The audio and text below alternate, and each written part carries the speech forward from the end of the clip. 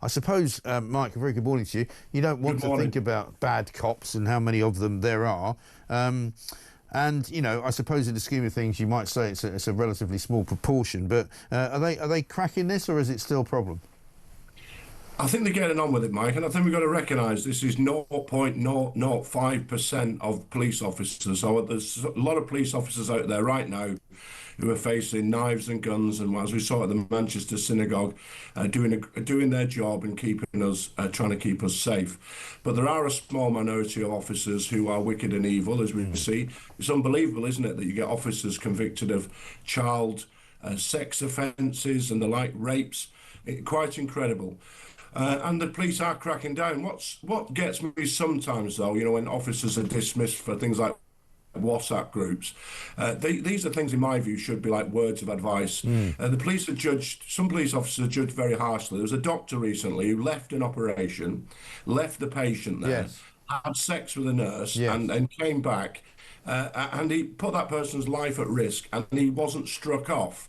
And I just think it's unfair sometimes that police officers are judged like this. One thing I would take from the stats, though, is that 16% of those struck off are ethnic minority officers, and only 8% of police officers are ethnic minority. And it just strikes me that sometimes, in their desperation, senior police officers recruit people because they look a certain way when they don't carry out proper vetting and the like. And really, we should be recruiting police officers by how good that person is, not what colour they are or anything else. Let's just have good people in. And those stats don't say that they're not doing that. No, I mean, looking at the numbers coming out of each particular police department in various different parts of the country, it looks as though, and it may just be a numbers game, it may be because there's more people there, but Greater Manchester seems to have a bigger problem than most. 130 officers barred there in the last 5 years, compared to in most other areas, kind of, much more below 50 in many cases, and certainly below 100, apart from the Metropolitan Police, where it's 502.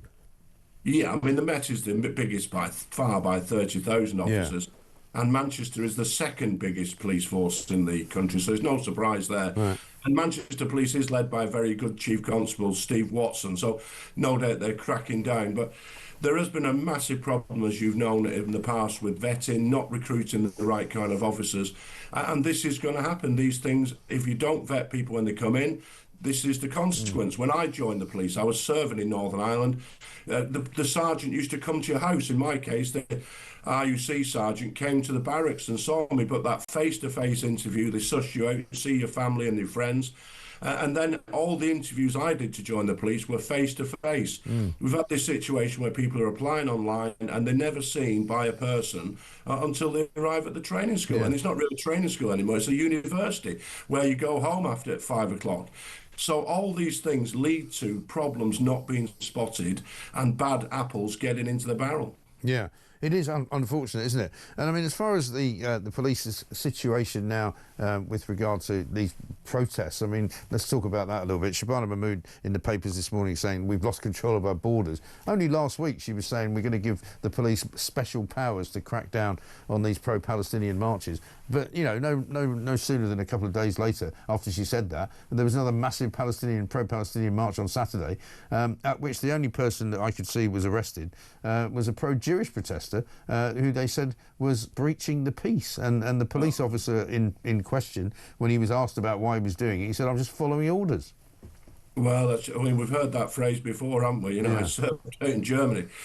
So it's just terrible. I mean, they arrest firstly why that man was ever handcuffed. What threat was he? What had he done wrong? Quite incredible. I just can't understand that. But the other thing, of course, is that politicians always say we've got new powers. You can have as many powers as you want, but unless you've got enough officers to enforce them, you're not going to do anything with them. So let's look at these cases where the police have cracked down and they've arrested 500 people in one day. That is 500 sets of people who are on bail coming back to the police station, 500 sets of paperwork that got to be submitted, and it just wears the police down. So while they're dealing with that, they're not patrolling the streets, catching robbers, thieves, burglars, rapists, the things that the community would like them to do. And as I say, the politicians have always got a new Act of Parliament, a new law, but there's never anybody new to enforce it. And what the police need is numbers to deal with these things. Yeah, exactly right. It's a shocking state of affairs. Mike, good to see you. Thanks very much indeed. Mike, retired Scotland Yard Detective Chief Inspector.